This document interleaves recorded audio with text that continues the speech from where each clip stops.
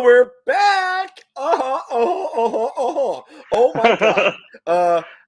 Welcome to our podcast where we are anything but silent.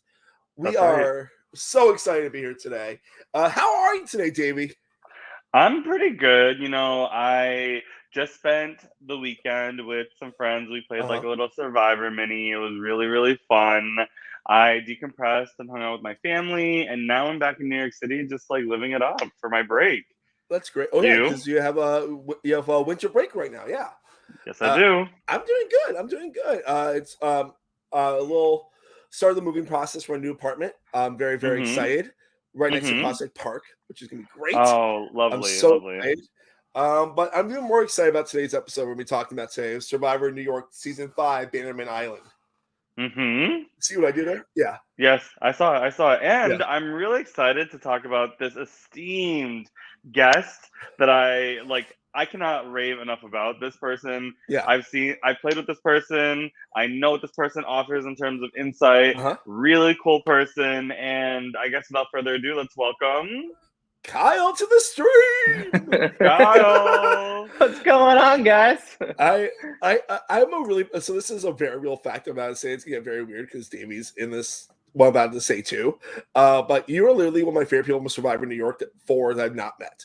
In real life. I know we've had some interactions before and we get along online, but watching you in that season was so much fun, and I'm so happy we have you on this recap.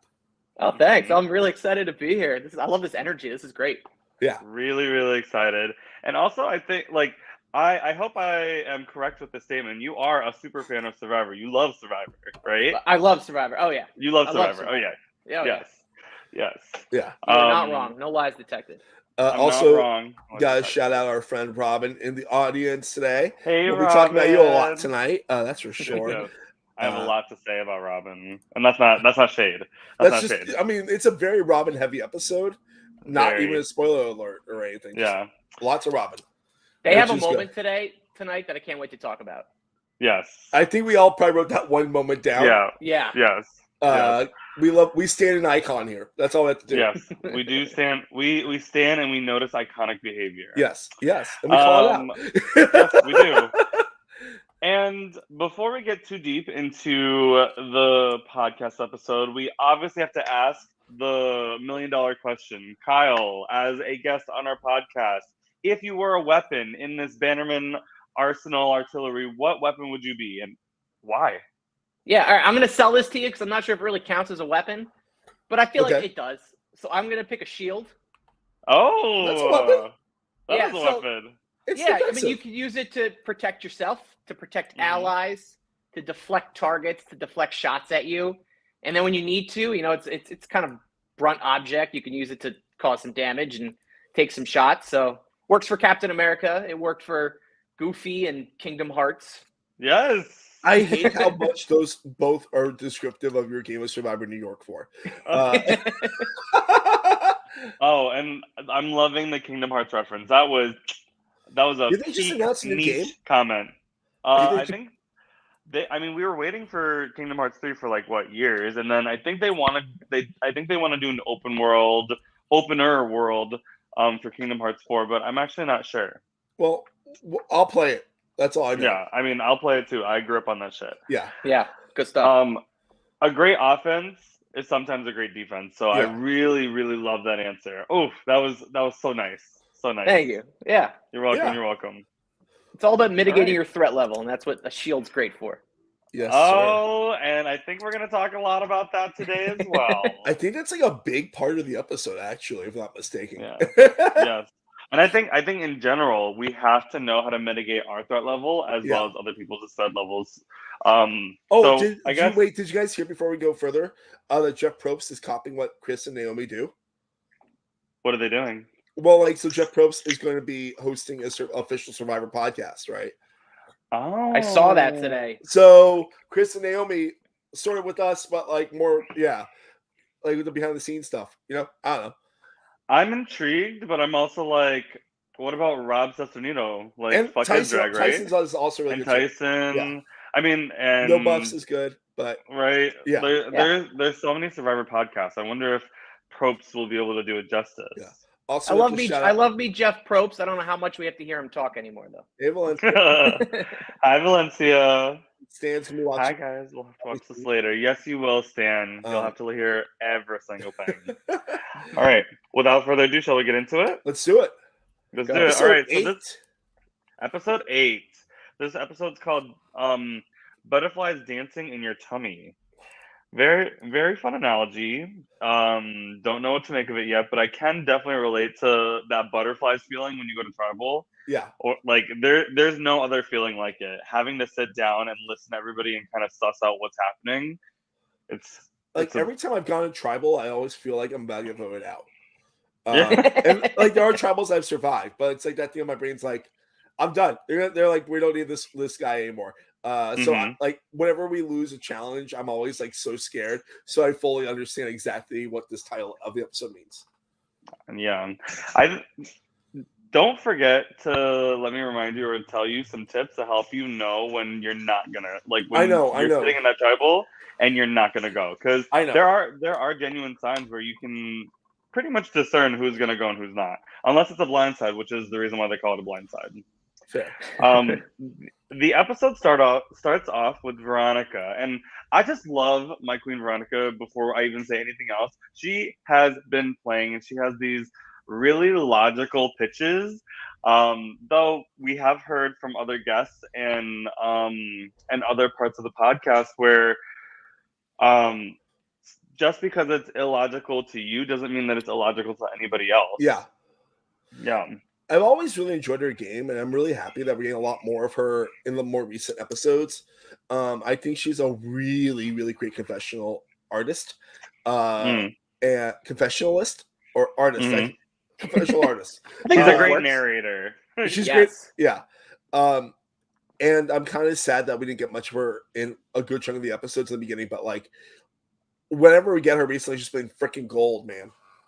Yeah, I could totally feel that frustration that she had too. You know, like she wanted the vote to go one way. She tried so hard to get it to go that way, and then it backfired on her. It didn't work because her number one ally was Jeremy, right?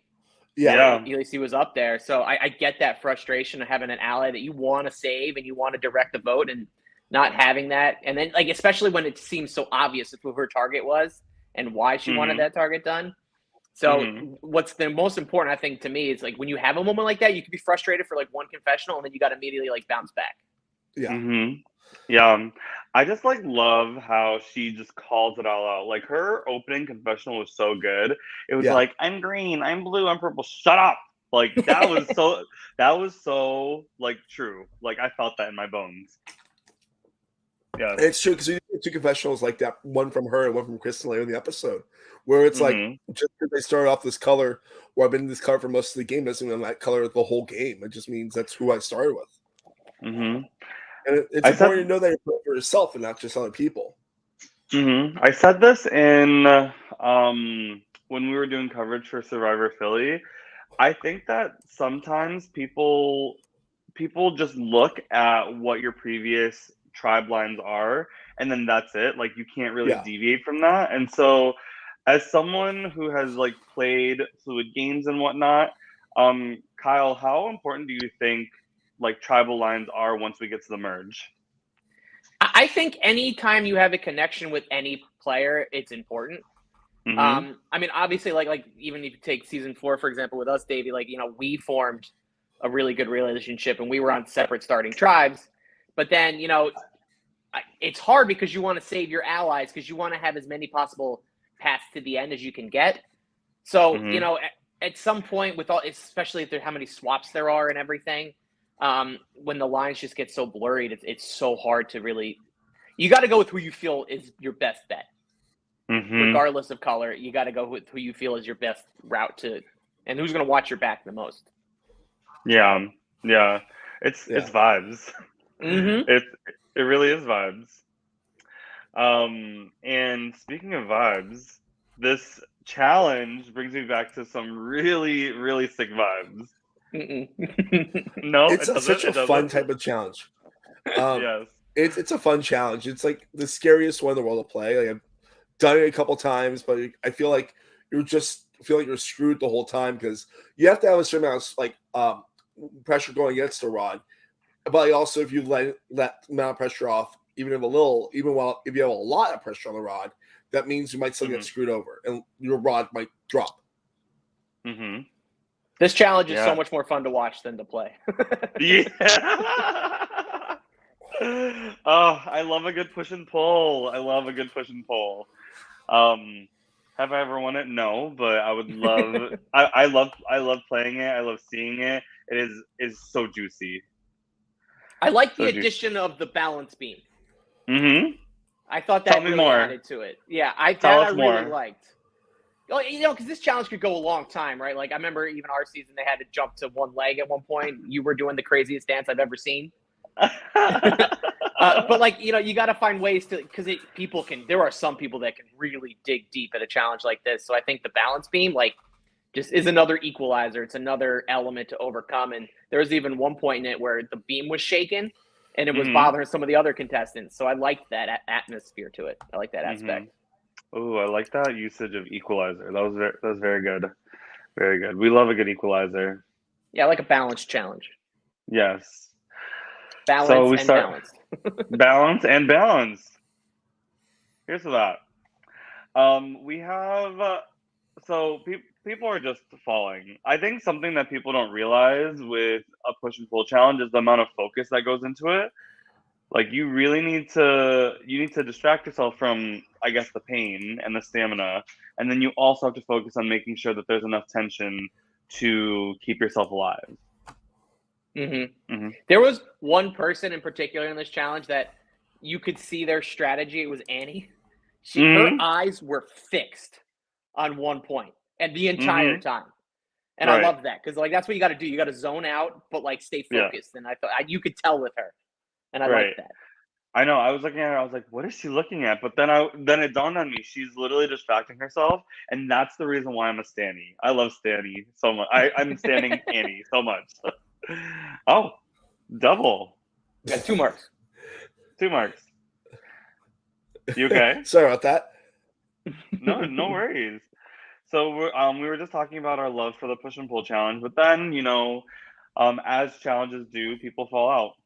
The first person to fall out is Julia, and she's kind of defeated, to be honest. I mean, when you get out first out of any challenge, especially this one, it's a lot. Yeah, it's hard to swallow. Just because you want to perform well, and when you don't, you beat yourself up. But you never know what the next challenge is going to be. Mm-hmm. So it's all about the regrouping. Like each round, you gotta regroup. Yes. Hashtag regrouping. Mark, you good? Maybe. All right. I think so. So then, am I moving? No, you are. Yes, you are. So okay. Julia is out first. All right. Then second placer Danny falls out next. Were you surprised? No, this is the challenge that I think it's tough. It could be for anybody. Danny reminds me of kind of like how I am physically and competitively, and I struggle at that kind of challenge. And that's what I thought was funny too, at the beginning with Veronica's comment, how she really wanted Danny out because he got second at the round before, but then he was out so early this round. And that was also something I wondered now is how much people really at post-merge worry about physical threats, right? Because there's so many different elements of somebody's game to watch for. So, I mean, but that you never know. Somebody could go on a run, but then somebody could not win at all, or not win until it's crucial. So you never know what's going to happen. So yeah, I mean, this challenge is such a strong test for people. I think it's just more endurance than anything. I mean, the balancing aspect of it makes it a lot harder too, honestly, than just staying on the floor or whatever. That balancing is getting people out. First, it gets out Julia, then it gets out Danny. I want to comment. Yeah. No, go ahead. Go. I want to comment about Robin. I think Robin is very funny here. They look very bored at one point. They're just looking at everyone, just kind of relaxed. Yes, and then I love how unbothered Robin is in this challenge. Even to the point where I think the lapse time said it was 7 minutes, and then all of a sudden it was 8, and then it goes ding. I think the production has been the production on this season has been so good. That was Yeah. so funny. I love that moment. Mm-hmm. We get down to the nitty-gritty. After Danny, it's Veronica. Andy falls. Brienne falls. Stan falls. The 8-minute ding was when Robin fell. We have a final of Sharif, Annie, and Kristen. Remember last week when we were talking about like big hands and small hands? Yeah, it's the exact opposites here. It's literally the exact opposite. I think Sharif has big hands, but he's like holding on for dear life. And then Annie he and impressed Kristen, me. Yes. He just had so much focus. I'm rooting for Sharif so hard. Yeah. I love Sharif. He's done a really good job of keeping himself safe, Yes. While everyone else, it's a giant dude that with muscles getting targeted, at least by this episode, he is not. Like, they want his vote. Like, they see him as an extra vote still. Mm-hmm. Yeah. I think that it's advantageous that he is one of 2 of the blue tribe. Yeah. Yeah. Speaking of Sharif, he falls. Yeah. And then we get this like showdown between Annie and Kristen. And yeah. Mark, tell us how it ends. Well, I mean, Kristen's form throughout this whole challenge is like perfect. Because you just have your arms like straight out, not like bent, which that is what happens in the challenge for the runner up. But like I think you have to think like you're a pole, basically, Mm-hmm. And I think like that the way that Kristen wins this challenge, I feel like she turns herself into a pole.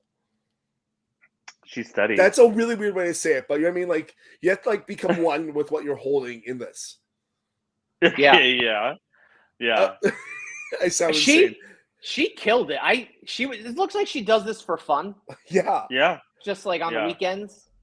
If you watch that whole challenge, she's trying to talk to people. She's looking around. Like I put her next to Annie. Annie's fixed on one point. Yeah. Trying to focus all her energy into that one point. Kristen's looking around, having a good time, just only moving her head, not moving her body. Mm-hmm. She's just rigid in the best, in the right way. So the show asked you a question, Kyle. They would like to hear at one point, if you were on the season, who would you have worked with and who would you have tried to get out? Oh man. It depends. I'm going to pick a person from each tribe. How about that? Yeah, that sounds right. Yeah. Sharif would have been my dude on see blue. that. Love Sharif. I like Kristen's gameplay. I probably would have tried to work with her on green. And then on purple, probably Annie. Yeah. Who would you try to get out of each tribe then? Okay, out on each tribe. Stan sketches me out. I think he's a great player. Sketches me out, especially this episode. So on purple, I target him. On green, probably Danny, just because I think he's too similar to me. And then who did I forget? Blue. I don't know. Blue's tough. Maybe Brienne. I don't know. But I would also want to work with her. Yeah. I don't know. She's a really good ally. She is. Yeah. I mean, you only really have one person to work with and one person to eliminate or try to get out on blue. Original tribes or That's true. Yeah. I know Blue had a tough run at the beginning. Blue had a tough run, and now look at them in abundance. I agree. I think also should I retire the push and pull and keep bringing it back? Retire it. Honestly, I think it's a great challenge. Only retire it if I come back to play. Only retire it that season. Yeah, Davey, what about you? Who would you work with and who would you not work with? Like, who would you try to get out? From who's in here now? Yeah, let's do that. Yeah, since that's the way Kyle did it. I think on each tribe, I would want to work with. Oh, I really would want to work with Julia and Annie because I could see how after all those tribals that they went through the past couple of episodes, like it's really like weighing on them, and I think that they're just desperate to like work with somebody. Someone that I would try to get out, I would probably want to listen in.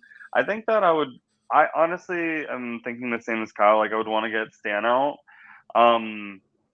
Just because longevity without being touched is like the kiss of death, right? Like, Yeah. you need to start making moves on the people that have been like sliding by without like any blood. Yeah. And then maybe, I don't know. I think I don't want to go for Sharif or Brienne because I think that they're really That's a tough one. That's a really tough one. It's tough. It's tough. Two of the nicest people out there. They're the nicest people. Yeah, and they offer such a unique position in the game as as this pair that like I just wouldn't feel comfortable going for them. I think that it's just going to be a green and purple carnage until they realize like, oh, maybe we should get out one of the blues, but we shall see. This is why she was my number one pick in the draft we had made. So, Who was Brienne? Yeah, I have two people. By the end of this episode, I have two people left. So I'm very proud of both of them. All four of mine I'm proud of. R.I.P. She's had a great journey since the first episode. Yeah, great journey. Yeah, complete 180.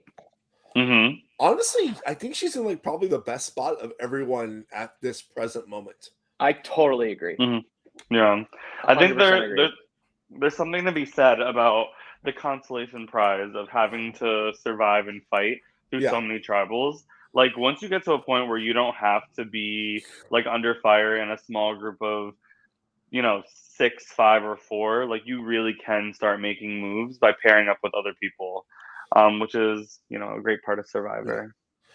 Oh, we didn't say how Annie got out. So she got out because her arms weren't like this; they were like this. Mm-hmm. Yeah. What a DQ. Yeah. She got DQ'd. So sad. But yay, Kristen. Yay, Kristen. So she really needed this, right? Well, do you think she really needed this? I think she needed. I don't think she I'd say on a scale of 1 through 10. I think she was needed at like an 8. What? I think that's the way the last tribal went. For her, it was probably a 10. I need this. Yes. Okay, fair. Yes, I agree. Because after your shit gets blown out of proportion, and she's like even when she was trying to talk to Danny after the challenge, he was just like, yeah, we're fine. Like, there was some tension there, and I think that without this immunity necklace, like, I think her name could have gone out into contention for someone that could go out this round. That's fair. Julia and Annie feel at the bottom. Yeah. Yeah. And it kind of shows. Like, it does. Because Stan has basically left purple from what it looks like. Like, Stan is basically just blue and green at this point. Mm-hmm. And Veronica's spiraling. Like, Veronica's in danger. Mm-hmm. In high danger. Yeah. I think it just sucks because her plans keep getting derailed, and she's like, I'm not sure why. Yeah. But, like, I think it's because I know, right? I think Veronica only thinks in one direction versus the other players in this game are thinking of multiple pathways to get to the end. I think Veronica is someone that you can see like where they are in the game and you can maneuver around that versus like someone like Danny who's everywhere and you don't really know what to do with him.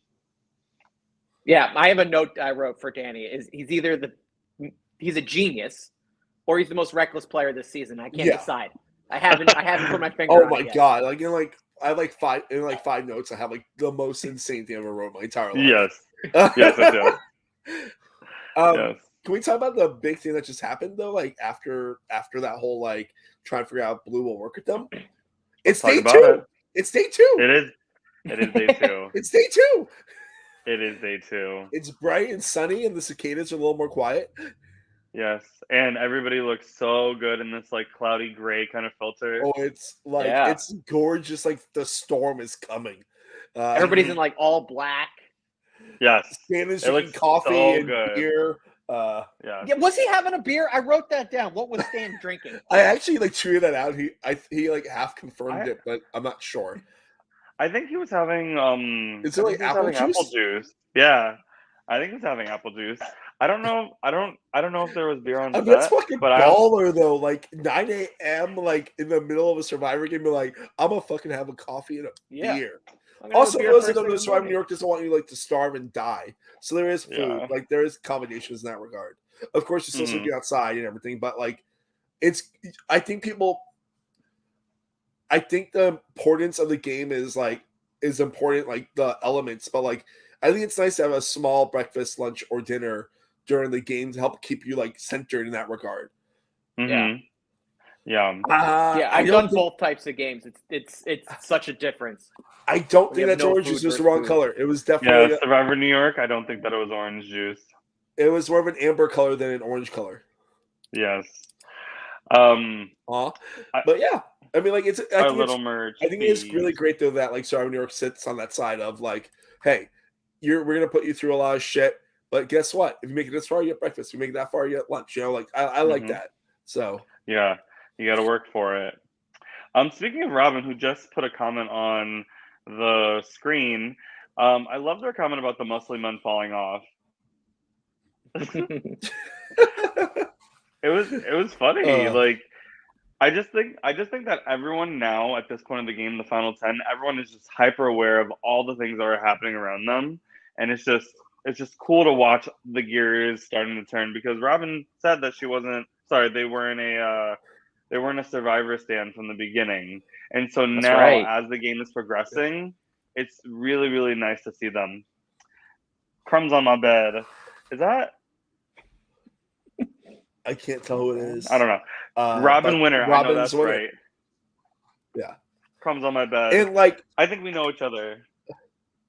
I think one of my favorite things in this whole episode is a thing I know we all wrote down. I think we all wrote down. Robin's confessional on the swing is like chef's kiss iconic. That's good. Mm-hmm. Like Yes. I love it. Like because it also kind of represents their game at that point. You know, like they are kind of a semi swing vote. You know, Mm-hmm. not really, They but yeah. That's not even the scene I wrote down, but Oh, okay. that's a good one. Mm-hmm. The scene I wrote Mhm. down was when Stan straight up asked them if they knew who had the green idol. Oh, Yeah. I love that so much, Kyle, because it's the first time that Robin is playing selfishly. They're like I know who it is, but I'm not gonna tell you. Like It was good stone job for- cold and perfect gameplay. Perfect. Yep. Stone gave him a cold, little stone bit. walling. Yep. Yeah, you gave him a little bit just to, say, I know who it is. I could tell you if I wanted to. I'm not going to do it right now because it's going to blow up my game, but I know who it is. And, if you're going to ask me a direct question like that, I'm not, you're not going to take the advantage of me right here. Right. I love that. Right. I loved it so much. can we talk about Stan saying like he didn't spearhead the vote, but he like helped guide it? But to a certain extent, I thought that was interesting that confessional he had. I think Stan is really confident.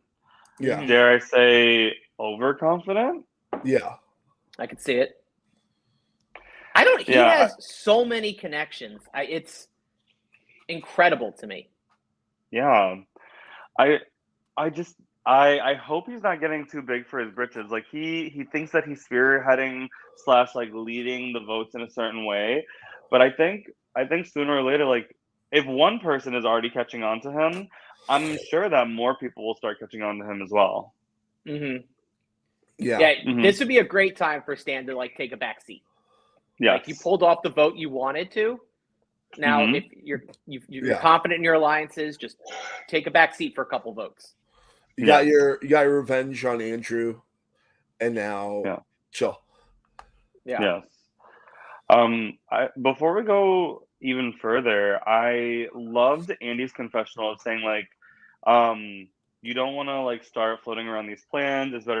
It's better to ask for forgiveness than permission. Like, what do y'all think about that quote? Because I'm a big fan of asking for forgiveness rather than permission. I think it's the way to play. You got to go, and you have to make the moves when you can. And I think it's so much easier to do damage control in Survivor than it is to try to change somebody's mind. Right. It's a thing I'm learning. Because as a person, as a human being, I'm like I don't ever want to like make people upset or offend people, so I'm very cautious. But I remember real life and LRGs are different, even though they're kind of the same, but not really. Mm-hmm. Yeah, I think you have to just kind of hope that they'll respect the game move as opposed to take it as a personal attack on them. That's how I always view it. Yeah. It's game. Yeah. Game's game, and outside the game we'll be best friends. But Yes. Have you ever had one of those moments where you had to ask for forgiveness rather than permission? Probably. Yeah, Davey. Yeah, when I voted out Alejandro, I didn't tell you. Oh my God, yes. When that happened, I was fucking gagged. I was like, not this. No, I made a mistake. But it was easier to ask for forgiveness in that scenario. Mark, even though it turned out to be a mistake, but in online games, but like in online games, I haven't really done that type of stuff in live reality games. But in online games, I've been like, it's a thing where I feel like I have to have like agency to a certain extent to be able to drive it, if that makes sense. Mm-hmm. Yeah, that makes sense. Yeah. Mm-hmm. Because otherwise it's gonna be 9-1 or whatever, and you're that one. You're like, cool, great, bye. Mm-hmm. I think that I don't do good in games, Davey. Like I'm not saying that you are, but like also I think that you need to believe in yourself because you do have the chops and like the skeleton of the game. Yeah. I think that you can easily manipulate it. I think that sometimes when people play LRGs, they're afraid to ask for forgiveness rather than permission because they can't separate the kind of person that they are and the moves that they're making with this like game persona that you're concocting. Okay, that's fair. I think like in the game it's really important to take a step back and compartmentalize. I think that is the making of Hi Legends. Hi Mom. Naomi. I think that it's important that if anybody ever decides to sign up for an LRG or to even go into the real thing, you need to know that you're there for one thing, and if you're not, then you need to talk to yourself and figure out what you need to do to get to that point. Yeah. And I mean, there's always trying to convince somebody after the fact why it might have been a good move for them too. You just didn't see it at the time, right? And you could be lying, but like it's so much easier, I find, to do damage control than it is to try to convince somebody to do a vote. Because I've noticed this too. I wrote this down, and I don't mean this as an insult to anybody, but especially I find when it comes merge time, there's a lot of egos, right? Like you think you know your game, you think you know what's right, and there's moves that you want to pull. And sometimes it's just about checking yourself and trying to listen to some of the other people. That's what I think is so valuable in an alliance member. It's somebody that can actually bounce ideas off with you. 100%. Yeah. And I feel like there's a lot of duos in this merge. Like there's color lines, but like from the original tribes, but there's like a lot of duos like Sharif and Brienne, Danny and Kristen. There's a lot. Robin like and Andy to a certain extent. Yeah. Julia and Annie. Yep. Yeah. There's so many pockets of people that it does look really, really fun. And yes, I agree with you so much. So it gets pretty quick that the vote looks like it's going to be between Julia and Veronica, which kind of makes sense because everyone knows about Julia's idol, and Veronica is an easy vote since her other half got out. That's what it seemed like. Yeah. I think also in Veronica's pitches, like she keeps saying that Stan hasn't been touched, and she's correct. I think she's absolutely correct. But for some reason, everyone can't trust her. And I'm trying to pinpoint like why people can't trust her. Is it because she keeps saying Girls Alliance? I'm trying to figure it out. Like this is a genuine question because like she keeps pitching like Girls Alliance. She pitches it maybe 3 times this episode, a couple times last time too. Do you guys hear that fire truck outside my apartment? I do. Yeah. All right, I'll mute it. I mean, yes and no. I don't think that people don't trust her because of her pitching Girls Alliance and then not going through with it. I just think that there's something that people haven't like been bought into for Veronica, and I'm trying to figure out what it is.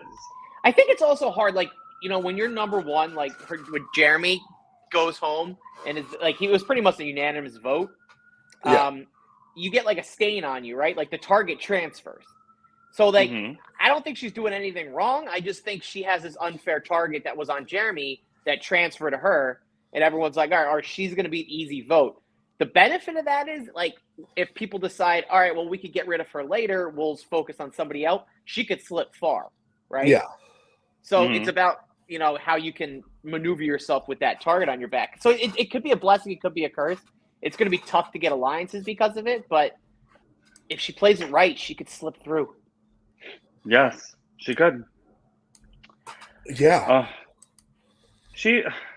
I think she does do a really good job pitching, but I think you're right. Once you lose your number one, you're kind of just like in this limbo where you're like, I want to work with you. Please work with me. I'm desperate. I need a lifeline. Will you give it to me? And sometimes people are like, nope. And sometimes people are like, come on through. Yeah. I see your point. I mean, I think she's doing the best she's doing the best she can with the cards that she's dealt. Like she's not letting things throw her off. Like, I think the fact that Jeremy was voted off at the end of last episode and she was able to sleep it off helped a lot. But yeah, no, I fully agree with everything you guys are saying. Yeah. I think that what? No, nothing. I was just laughing on my next note.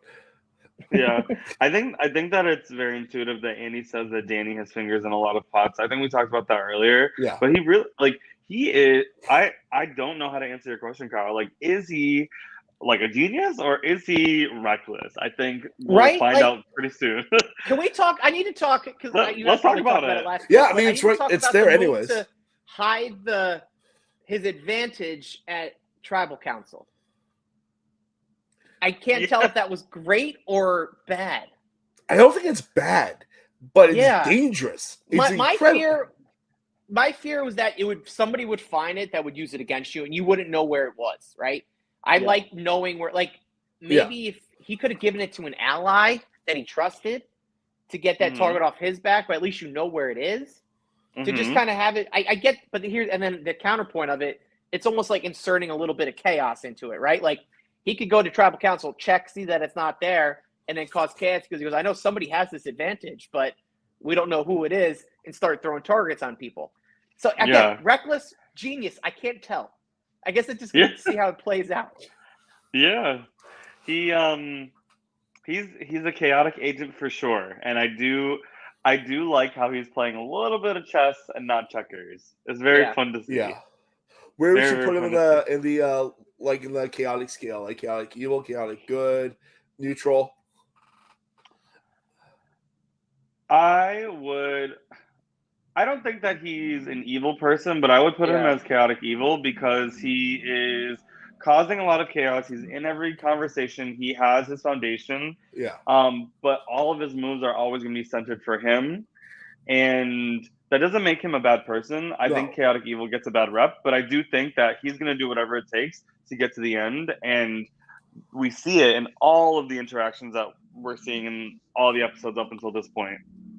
Yeah. And then he didn't find anything in the park, right? That was just a fake out. Okay, so yeah, that was my next note. Like, because like Brienne started talking about like how like the scramble, like they're basically like let loose in the playground, and you see like this long, cool shot of everyone like running around the jungle gym and stuff like that. And then Brienne brings up like she's like, I made eye contact with Danny. He's like walking towards me, and he zips up his pocket. Now I watched the shot of him zipping up his pocket 4 times to confirm not one thing is in his hand, nothing's in his pocket. He does not find anything. I even zoomed in everything. Like, there's nothing that he grabs. But he decides to play it off like, I found something. And he gets caught. And that can also add more pressure. Yeah, that move I didn't understand. Yeah. Well, he got votes, right? He got votes at the last tribal. Yeah. So maybe, like, you feel like you get votes and you feel like you might need to do something drastic because somebody was targeting you. I could see it that way. But that move, to have Brienne see you and then now she doesn't trust you. Yeah, and people listen to Brienne at this point too. Like, yeah, people definitely are listening to Brienne, and I think it just puts like unnecessary attention on you. Like that spotlight, it didn't seem it didn't seem helpful, and especially if you're one of the first people that got up to go look for an idol, it does not help your case to now have this rumor or rumor just be put out there. Yeah. He's playing hard though. Like, I love that. He's playing really hard. Yes. He's also playing fun. Yeah. I think people underestimate the value of playing fun in a LRG. But like, yeah, he's playing good. He's playing fun.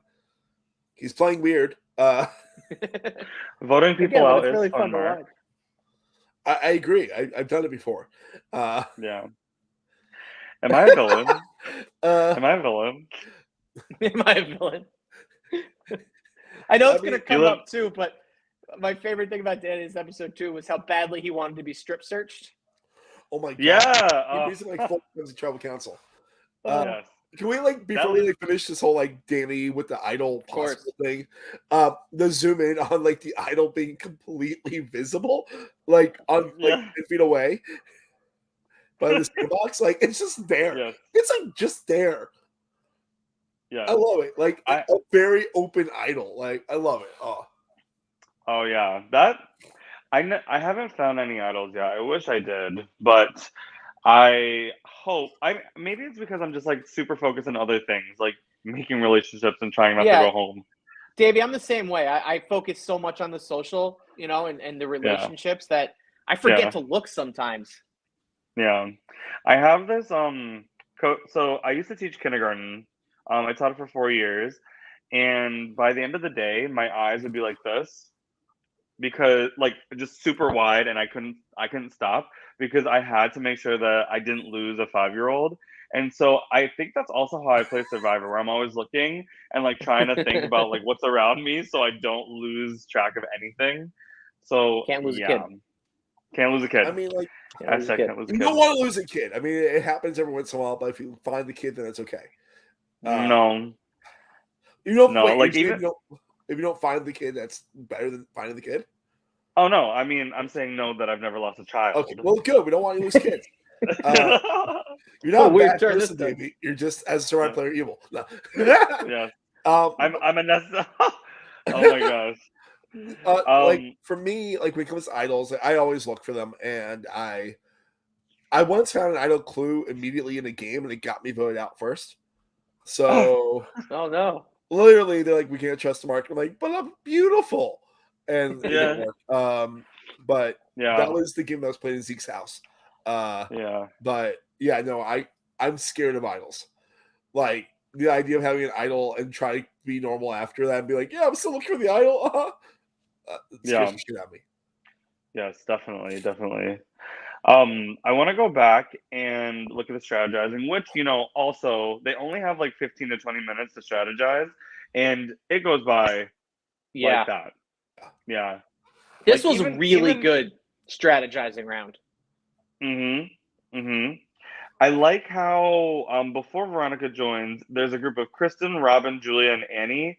And Annie's looking at the pecking order. She's like, I know that I'm gonna go next. I think that we should start putting something into motion. And everybody starts going,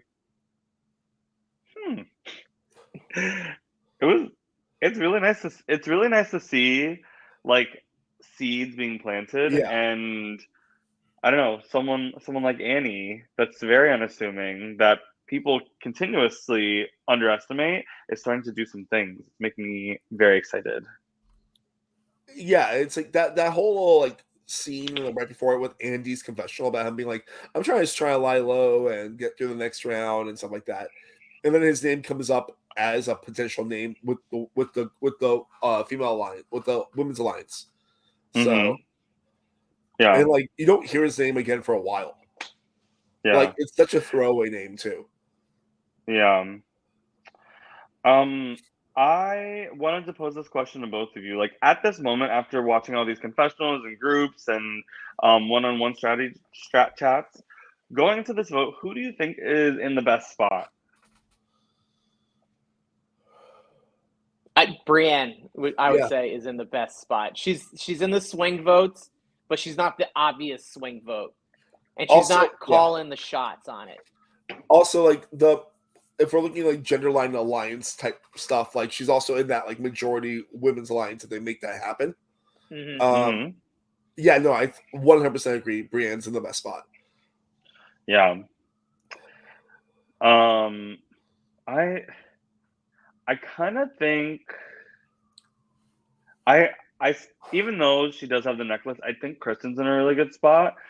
But I do also feel as though you're both right. Like Brienne just has it, and Brienne literally is the swing without being a forefront swing, which is really nice.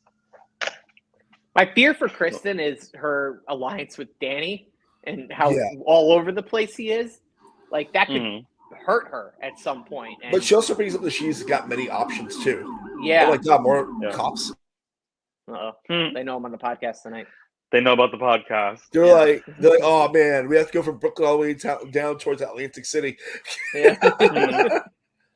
But Kristen knows she has many options, but I also could challenge performance if this is that kind of cast also hurt her too. Yeah. I actually want to talk about the Kristen and Danny one-on-one. Okay. I don't know if you know which one I'm talking about. It's the one where she has a necklace on, they're sitting on the bench, and she's just nodding, and Danny's just throwing out everything a mile a minute. Do you know what I'm talking about? I do know that one. Yeah. Yeah. She's just trying to keep up. Yeah. Yeah, she's like, I want to talk about it because I feel like Danny doesn't listen to Kristen and during their one-on-one. I kind of felt that from the beginning too. Yeah. Yeah. Yeah. Yeah. He's the idea man, but I think I know exactly the scene you're talking about. Yeah. I think it's just interesting that he hadn't talked to Julia or Veronica, but he wants to push them. And it's I think if he stopped for a second, slowed his roll and was able to listen to what Kristen was trying to say, which I think she was trying to say something, but she just kept getting interrupted.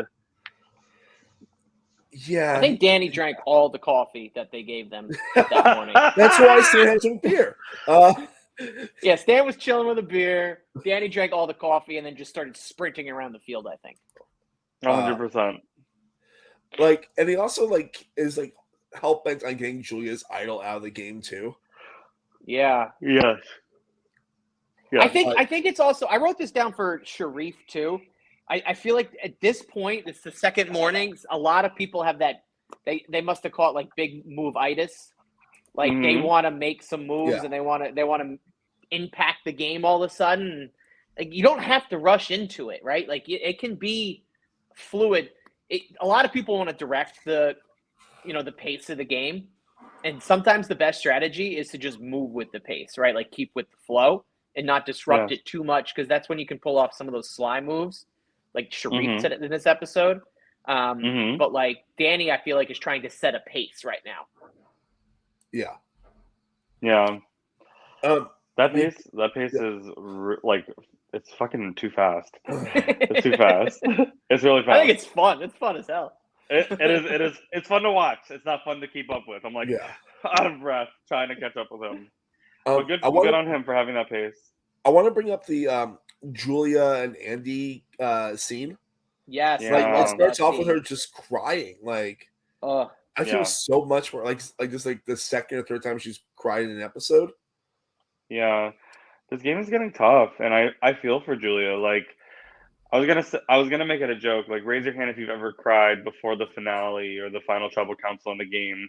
But I don't know if you both have. I probably did. I don't know if I did. I'm an emotional ass creature. No, I definitely have. I think the just lack of sleep, so much anxiety, so much paranoia, so much having to defend for yourself and act out in your, I guess, least natural ways. It just gets onto you. And I do want to say I felt like that was a really good moment for Julia to just let it out and be honest, but then also snap back into a bad bitch after crying. Yeah. You have to be able to do that too. Yeah. Yeah. She did I thought I wrote down that she was maybe playing the sympathy card a little bit, but I totally understood why you would be upset when you find out you're the target, and you're fighting so hard, right? So hard. Yeah. But I feel like she was doing fine making connections, like going to somebody like Andy. And I wrote this about Andy too, as being a great social player. Yeah. Like how he was able to diffuse the tension with a little humor, right? But he listened to what she was saying, and then he was being pretty strategic with her. And he's been strategic like that in other conversations. He knows how to be very disarming, and But I also think that's a just very strategic, like a strong. human way, though. Yeah, Sorry. yeah, exactly. Connected with. Yeah, I totally agree. Like, it's like definitely strategy in the game. Like, hey, let's move together forward. But it's also like, hey, you should like, I want to connect with you as an actual person, not a game player. Like the way he handles, like, I think the way they both handle this, it's a really beautiful moment where he's like, hey, if you want to be safe, vote Veronica. This is like the best thing for you to do at this moment. Right. He gave her like the real information that he had, There are so many times in Survivor games where you just want a friend, right? Yeah. You want somebody that you can like. If you don't trust completely, at least will listen to you. And when you can be that for somebody, I think it's just as good as a move as it is just it's a good thing to do to somebody. Yeah, he's so consoling. I love that guy. Love that guy. I love that Andy. guy. I love Andy. He's like, are you guys watching Surviving Maine also? I am. Yeah, I'm not awesome like in fully that, caught up, too. but he's doing great. Like, it's like he's just such a truthful, sweet, funny soul. Like, he's wearing a raccoon hat the whole season. And the fact he's like a lawyer, like yes. I think it's even better. Yeah, they make them different in Vermont. Yeah, they do.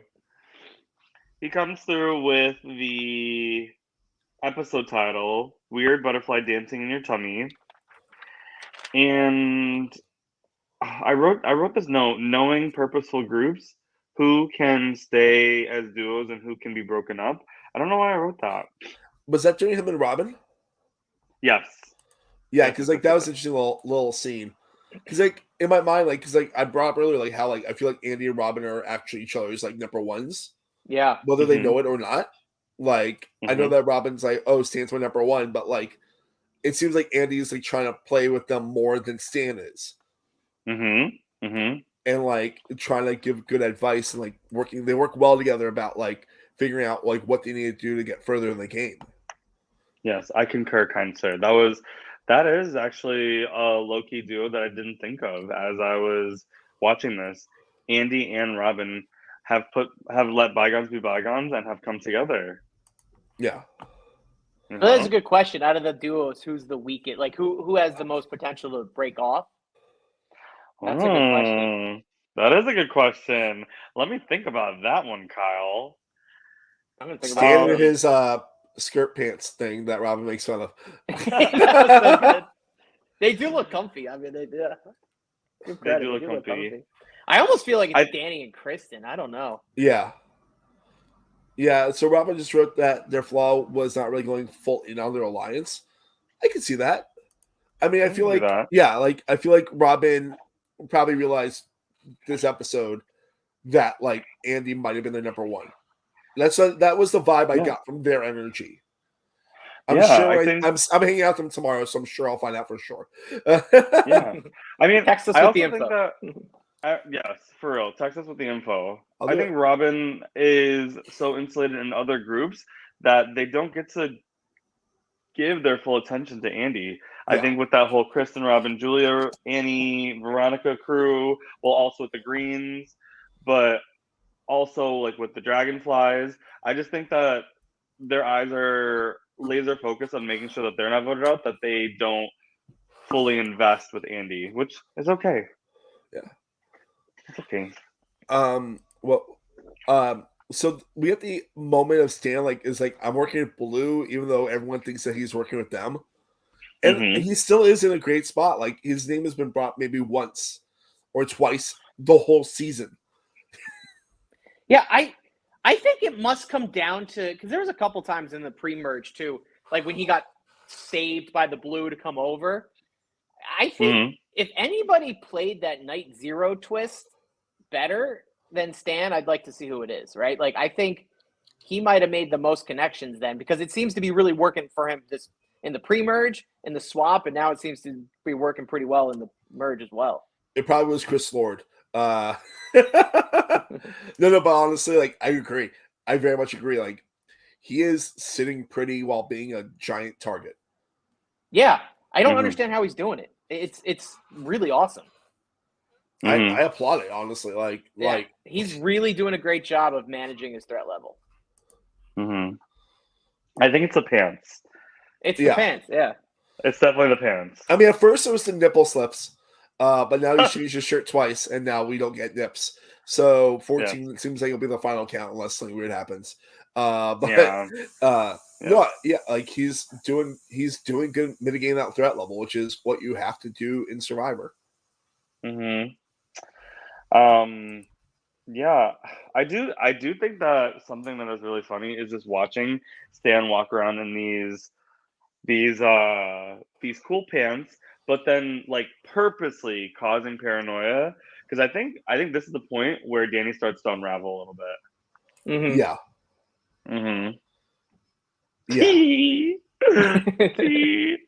It's just funny because they're literally playing the day 2 merge portion of this game at 7 a.m. and people are just unraveling. That's my favorite though. Waking up that second day and it's just all of a sudden you're in it. Yeah. It's so awesome. It's so exciting. And then how is Sharif able to think so well so early? Like, because he also brings up the whole purple hat, the whole he knows that once purple's all gone, then he's gone next immediately once green is got the Yeah, I wonder how much that is Brienne being like, we should target it. Sorry. No, there was a Wi-Fi thing. I think Sharif knows his position and what his order in the pecking order is, especially since he's been in so many of the tribal councils previously. I think that's what Annie does. I think that's what Veronica's doing. They just know that they're up for elimination very soon, so they're trying to do their best to suss out what is my best spot to get farther and farther into this game. It was so exciting watching Sharif this round. Just put some pieces together. He had some realizations, and then he was like, "I got to make a move happen." And it was really watching him just go around having these conversations and try to put together a blindside was really awesome. And then we get that really cool interspersed Brienne being like, "I want to go far with Sharif, maybe to the end, but I don't know yet." I'm like, that's how you play the fucking game. Agreed. Your number one doesn't mean you're gonna beat them until the end. It means they're your number one. There's a difference. Yeah, I like that. Always have an always keep the option open. To make sure that if you'd be okay sitting with them at the end, right? Yeah. I think that's always been my problem. It's there's a lot of people I align with. They're like, oh, do I really want to go to the end with them? But at some point you got to go down with somebody. Yeah. Right. And pitch your case. So at some point you're like, all right, work with the crew you can work with. And I think Brienne is kind of realizing that, right? If I get there with Sharif, it's not the end of the world. But plus maybe there's some other paths for me. Her game is so different from Sharif, especially in the beginning. Just such an interesting duo. I feel like we could talk so much about them. I hope they continue to bring this tour de force in this game. So what I think is interesting too about this point in the game is everyone wants to start building their resume as well. That's when you're going to start hearing that. I'm sure in confessionals, everyone's going to start really talking about resume. You're going to hear that buzzword. And like Sharif, for example, right now, he could have played this. He could have sat down and sat back and let me just go with whatever the vote's going to go. I know it's not coming my way. I know my core people are safe potentially. But he decides, you know what, I can walk that thin line. I know what my threat level is, but I want to build a resume and I want to make some moves that'll set me up. Yeah, I feel that.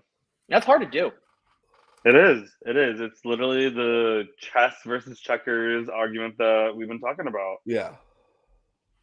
They're starting to rev up. I'm so fucking excited to see how this plays out.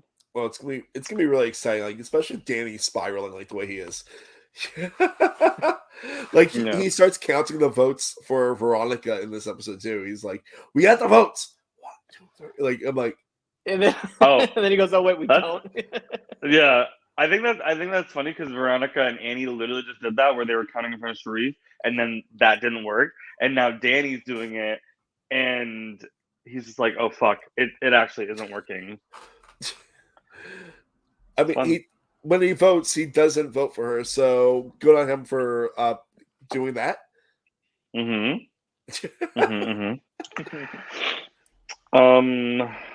there anything else before we get to tribal council? I really, really, really, really love that Kristen likes that people keep underestimating her. Like that's a big theme for the season. It's like the third time that she's brought that up. That because she's small in stature, one thinks that she's weak, but she's not weak, or that she's a pushover, but like she's a very strong, smart player.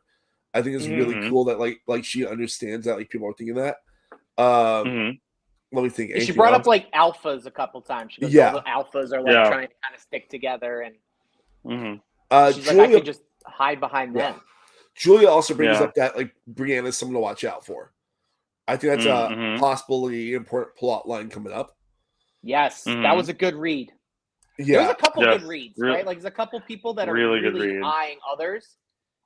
Also, like which I thought was interesting. Yeah, I love that we've been getting Julia getting one of the last confessionals, like in the strat talk, like in the scramble. Like I love that. Like every time she's up for tribal council, it's like she's like, "I'm gonna tell you how it really is," or "This is where I'm at right now," and it's like she's a fucking smart player, and I've thought that ever since I saw her play games online. Like she's incredible. And you don't want to cross her. Also, like I think it's important that Julia and Veronica decided they have to trust Sharif too. Because this book has been very different. Yeah, great salesman this round, right? I'd buy magic beans off him. I love magic beans. Yeah, he sold me some magic beans. I'll plant them in the field, grow beanstalk. Like I'll buy those off of Sharif. Yes. That's how well he was selling it. Yes. I was gonna ask, like, what is your definition of an alpha? I think it means different things to different people, but what would you say makes an alpha? I think in Survivor, it's probably like kind of a little bit of a domineering player. Like they're gonna be their opinion has to be heard, right? They're the ones that probably step up first in challenges. And I think it might be a little tough for them to listen. Yeah. That would be my definition probably of an alpha in Survivor. I love that. I wrote that down. I think it's someone that thinks they outwit, outlast, or outplay someone better than everyone else. Not all three, not two, just at least one of those three. Because that entails like social strategy, physical game, all that stuff. Yeah, that's fair. Do you think alphas are good shields? Yeah, to a certain extent. To a certain extent. Because if they're like a smart alpha, then you don't want them at the end. That's fair. It's very fair. Because they're the most vocal, right? Yeah, I totally agree. Like they could be a good storyteller. They could. Like that could be how they could be an alpha. Yeah. It's whoever's dominant, whoever's attracting the most attention, right? Like purposefully. Yes. This is just reminding me so much. I just finished Physical 100 last night, and it just reminded please don't spoil. I'm not going to spoil. All I'm going to say is that I literally thought the person who was going to win changed every episode, sometimes multiple times. I highly recommend it. It's stupid, but so good. But like, I would love to watch that. I would love to see a Physical 100, but like Strategy 100 or whatever. Or it's like social. There's also a lot of alphas. I've been watching Perfect Match on Netflix. Oh, it's so stupid. Oh God, I watched an episode that I was just like, my brain hurts. That is all out. All the guys on that show are dumb. I saw Nick from The Circle and then I turned it off pretty much almost immediately. You know what's funny? I liked him on The Circle. He's such a douchebag on the show. I hate him on The Circle. But I love bad Joey. Alphas. Joey's good. Yeah, Joey's good. Joey's good, dude. Joey. Oh, wait. We got the actual confirmation about Stan. That's what I said. It was apple juice. I'm not buying it, Stan. I think it was beer. I mean, it could be a cider. It could be a cider. Oh, it could have been a hard cider. You got to take the edge off. You know, I mean, honestly, everybody was running around. Got your Brooklyn Nets jersey on, and yeah, you're good. Your pants that look like the merge buff, kind of. He's got a giant merge buff on. He just had a Giant giant merge pants. buff on his pants. Oh. Great pants. No Plato, I cannot. It's funny because Stan has been so objectified this whole season. It's just like one after another. It's really funny. Shall we get into tribal council? Let's do it. Yes, because I do can't it. wait to talk about Danny's strip search. Immediate. Like Immediate. I feel like nothing says you have an idol more than like telling people you don't have an idol than asking them to strip search you. Yes. It's giving 35. Right? When Survivor 35. Oh, when in Heroes. Oh, was that Alan Ball? yeah. Yes. Yeah, with JP. Yeah. Just like With JP. You know what it reminds me of? I don't know if you guys watched The Office when like Dwight and Michael are meeting in the back parking lot, and Dwight like lifts off all his clothes to show me he's not wearing a mic. Yeah. He doesn't have a recording on. Yeah, I mean, it'd be really easy to strip search literally what it Stan reminds as he me of. got on that giant thingy and just whoopity whoop, no pockets. Except for his hoodie. Yeah.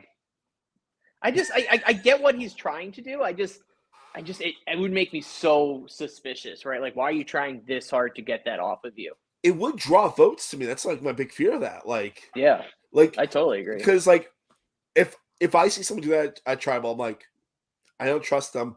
They have a plan. I need to vote for them or possibly change my vote. But like 70% of my brain's like, my brain is saying like, I have to vote for them. Mm-hmm. Yeah. It just seems they're trying. He was trying too hard to deny that he had it. He doesn't have it, but I think he's trying to like put out into the world that Julia has the idol, but like by making like he has the idol. Yeah, I just think that he's really shook. He doesn't really know how to recalibrate after being told by Stan that like people think that he has the idol, because he's like, well, like it's not true, but it's not about whether or not it's true. It's the perception of it all. Mm-hmm.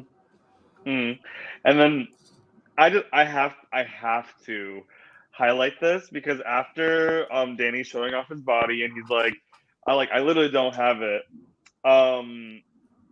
He says like, you can check my pants, and then I start to look at what Robin says to Julia, and I read their lips, and Robin says, "Open your pants," and that's what causes Julia to laugh. The funniest laugh I've ever heard in my life. And actually, what I recorded the night prior was Julia laughing at one of the jokes that Stan had said on the balance beam, and it got cut, and I was like, oh, now people aren't going to be able to hear Julia's laugh. But just like she has the a great editors, laugh. Yeah, she has a Stan great gives laugh. a great face too there. Yes, it's a really and Robin funny laugh. is secretly one of the funniest people out there. They always make me cackle with glee. Yes. Was that like, because I saw that like Julia whispered to Robin later that didn't have anything to do with that, right? Like right before the votes were being being voted. I have no idea. When I see Julia whispering to Robin like reacting. Yeah, I have no idea. It probably was like, are we doing what we think we're doing? I mean, do they vote together? No, they don't. Yeah, they don't. Yeah. It could have been that, right? It could have been like split the vote. It could be. I think that I think Robin's just in a really hard predicament. Like, I don't know. I don't know what to make of it.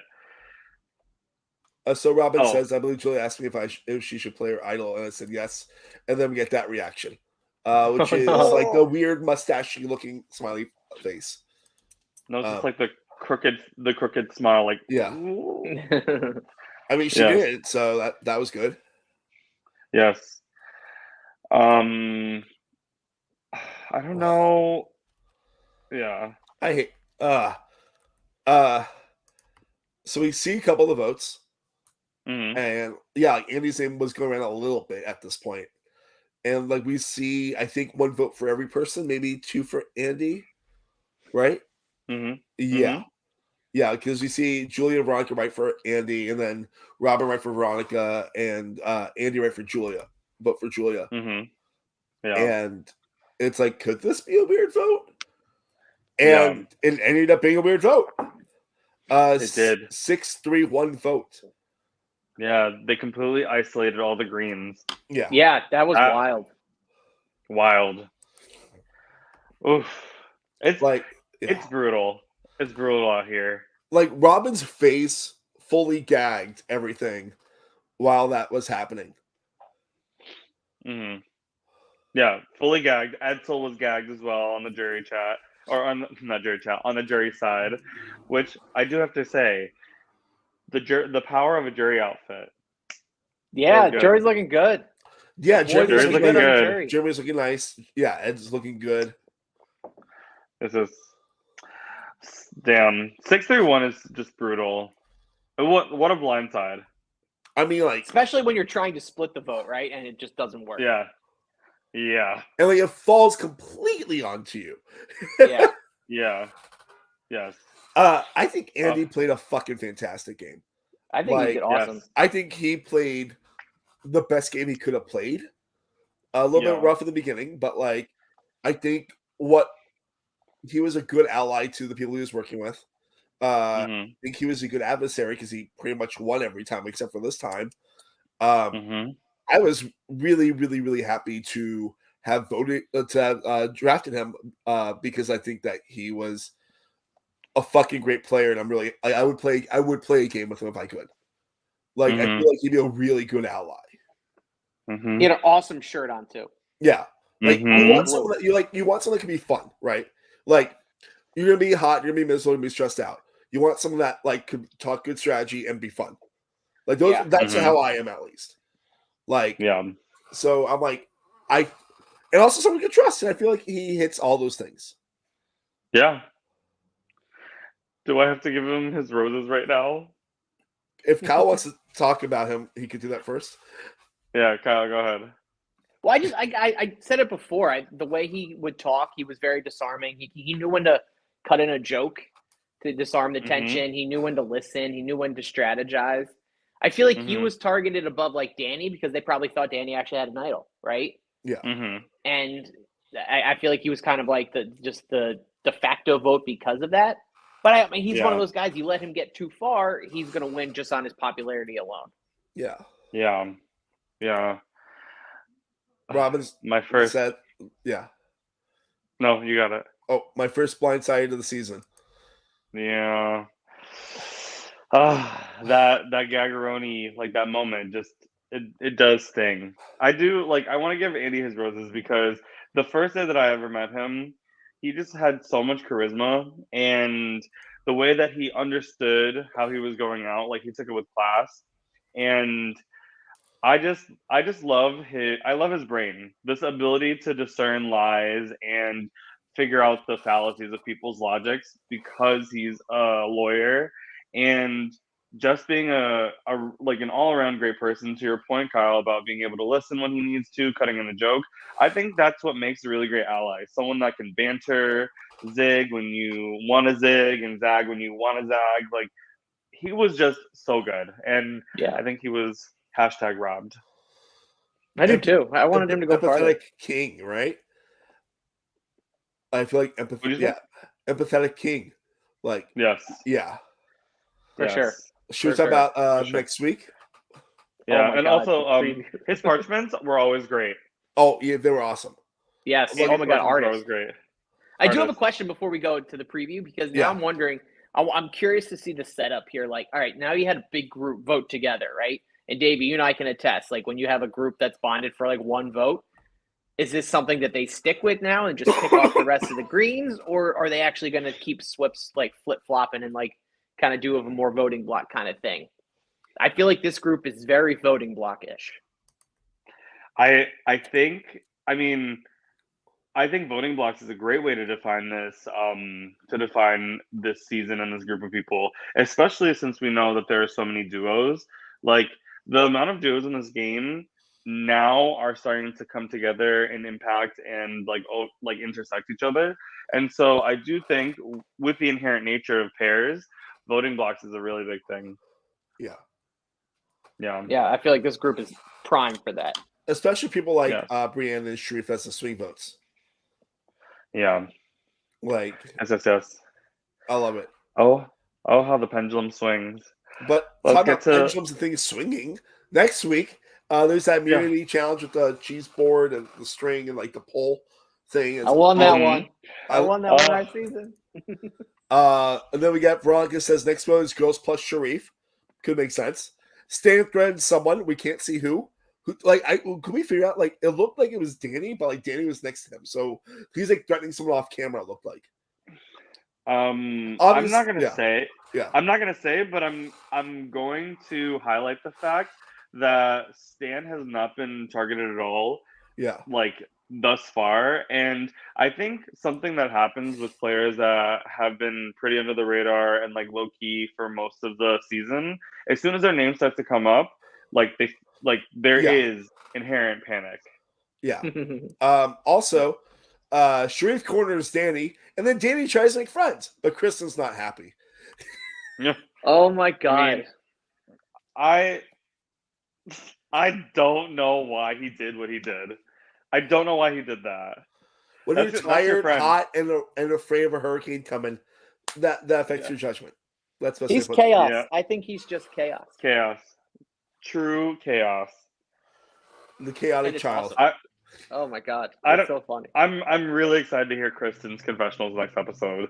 It's gonna be crazy. Awesome. Yeah. Is there anything else we should talk about before we start wrapping this up? No, I mean, I just had a really great time. Like, I don't know about you, Kyle, but like looking at this season after we had just played and watching our season, it's so nice to see another group of people kind of experience the things that we did, right? Like, yeah, absolutely. Especially like you're looking at things, you're like, oh, I remember being over there, or I slept in that tent. Like it's cool, and they're a great group. Like you want the group after, like you obviously want your season to be one of the best, right? But like having a season after ours that's entertaining and fun to watch, it makes that like, all right, I'm ready to pass the torch on because this group is so good, right? Like they're very much worthy, and it makes it fun to watch. Yes, I totally agree. I am smiling every single episode because I get to talk about this group with guests and Mark just blossoming with gameplay. It's so fun to watch. Yeah. It's fantastic. Like I won't be able to appreciate what you're talking about for a few years, but yeah. Yes. But wait, did you guys play? You didn't play on the same beach though as 5 did, right? I think we did. No, we did. Okay. Yeah. I know my season was shot in different place, but like, obviously I know the tent's the same, and I know you guys have the same tribal council setup. But yeah. Yeah, same tribal council. Some of the camps were different, I think. Yeah, the camps are different. Yeah, over the coconuts already grow, like. Fair. Yeah. Fair, awesome. Fair. All right, Kyle. Yeah. Well, if this people was so wanted fun. to find, I just want to say thank you so much for agreeing to come onto this pod. We loved having you. It's nice to be reunited. Yes. # season 4. That's right. Sexy. Sexy 7. Where can people find you on socials if they wanted to ask anything? Yeah, I'm on Instagram. That's probably the one I'm most active on. I don't post a lot, but I think it's just at KFannon31. I think it is. Sounds right. And then I'm on Facebook, just Kyle Fannon. Nice. Find me there. Nice. Yes. Marky Mark. Yeah. I also like. My brain shut off right there. Yeah, we're cool. It's fun. But yeah, at MarkLeeby85, as you can see, I use that little headline feature. My little, if you're watching this along on YouTube's. I also podcast about Lego Masters, which is currently, I believe, shooting the next season, so I won't be doing anything with that. I might try I might be meeting the winners of season 3 pretty soon, which will be pretty cool. Cool. Because we bonded when I interviewed them for a Song podcast, which was great. And I'm really, really fucking excited about Survivor 44. Like, Yes. genuinely, like, excited in a different way than I've been since probably for a little while, honestly. Like, and that's nothing against 43 or anything like that, but, like, this cast feels good in a different way. Yeah. Like, I Yes, love Jam Jam and Carolyn so much. Yeah. Like, so much. I'm so excited to cheer for them. Oh, Yeah. we have a question from the chat. The show wants to know, are you playing any LRGs in the future, Kyle? I played one last summer. I did Can You Survive? Yes, you did. I did. It was a lot of fun, great experience. I think there are episodes coming out for that, but I have no idea when. But Yes, great game. I was a faithful viewer. It was so fun. Yeah. That one you're really in the elements and in the woods in Maine, and it's awesome. Terrific experience. Met some more great people. There's so many great people in this community, though, so it's really hard to have an experience that's bad because everybody's so nice and welcoming. So yeah, I played that. I don't know when the episodes are coming out, but that was a great game. I highly recommend that. Always highly recommend Survivor New York. And I don't know if I'll play in. I'd like to play in some more. I don't know if or when that will be, but I'm always looking. Yeah, good. I have the itch as well. I would like to play another one, but I just we should don't all know play what. and be allies, but not letting one know. Yeah, so maybe so.